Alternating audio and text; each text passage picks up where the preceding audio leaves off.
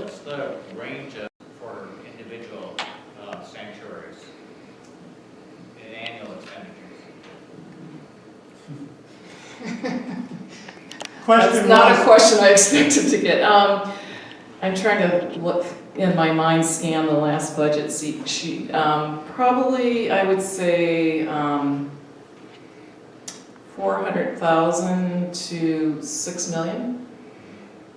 So a place like Papahanaumokuakea, which is the northwestern Hawaiian Islands, is a 1,500-mile-long island chain that is uninhabited. So you can imagine doing operations there are quite expensive. You have to have large ships that go out for a month at a time to do research. So it's quite expensive to manage a place like that. The site that I manage is a $1.5 million budget.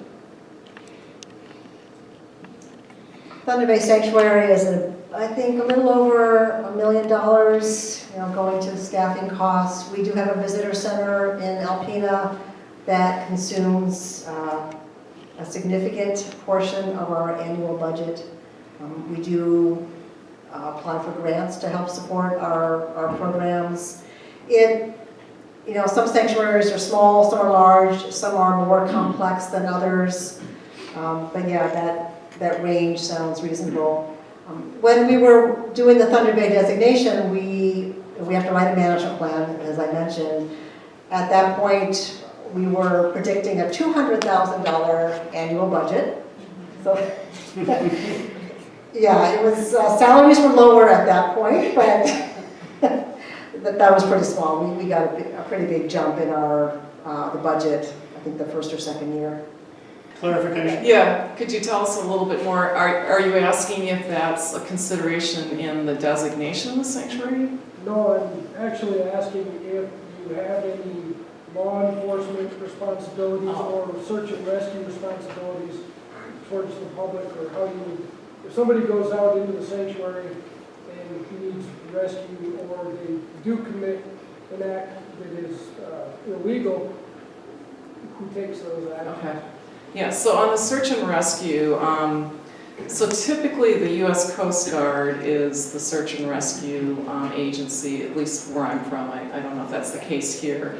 But so if we had a ship that went down or did a Mayday, we have 2 search and rescue stations off the coast that respond in those cases. So it's not the sanctuaries, we're not trained to do search and rescue.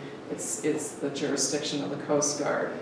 And then the second question again was, I'm sorry, if we, do law enforcement. So as part of the regulations, we have an agreement with often other law enforcement agencies, and we have National Marine Fisheries Service does on the water enforcement for us, and any cases would be referred to them for follow-up.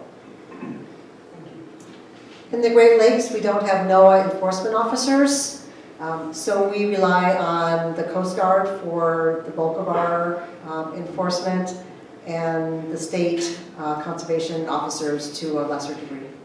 Thank you. Another question from the audience? Yes. You gave a couple of examples of where sanctuaries started small and then added to them. For the volunteers here, are there any advantages or disadvantages to how you choose your boundaries, knowing that it's possible to increase them at a later time? I think one of the most important things is to have the resource dictate what the boundary is. That you can probably make a case for big or small. Depending on what your priority is and what your vision for a sanctuary is. I think there's something to be said for starting a sanctuary that is reasonable in scope. So you can build a good foundation and you can have successes rather than having the resources distributed among a lot of different communities and schools and programs. And I think that's what we've seen. In fact, I'm dealing with this in the Wisconsin Lake Michigan site where, funny how I heard from Door County right away. We'd really like for this to go up to Door County. And I mean, I get it. You know, Door County is the shipwreck capital of Wisconsin, right?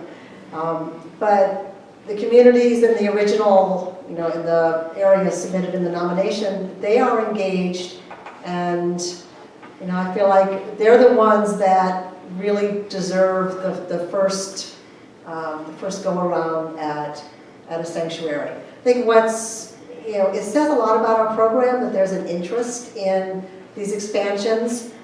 In the, you know, in Alpena, Michigan, there was, I alluded to the notion that there was some conflict and controversy.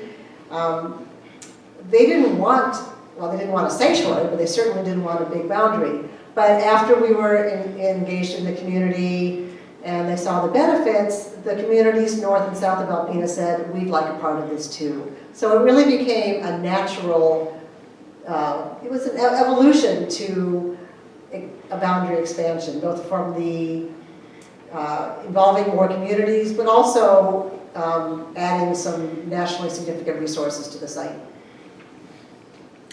Next question is from a card, and this one actually might be more appropriate to the planning team or the area team, but I'll see. What size in square miles are you considering in this area, and do you have a map showing the area of interest? Is that an Erica question? Or? You're the closest, Erica.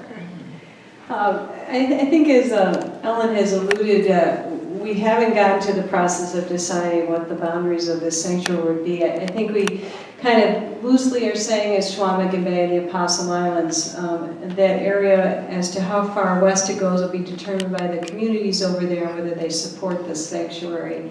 And as far east as Saxon Harbor, and again, if Iron County and that area also want to support us with that. We certainly will be looking at the shipwrecks that are out there and where they're located. I know there's one 6-7 miles off of Michigan Island, whether that gets included or not is part of this process. But throughout the nomination process, if we go ahead with that, there will be a committee looking at those boundaries and looking to you and specialists in the field to advise us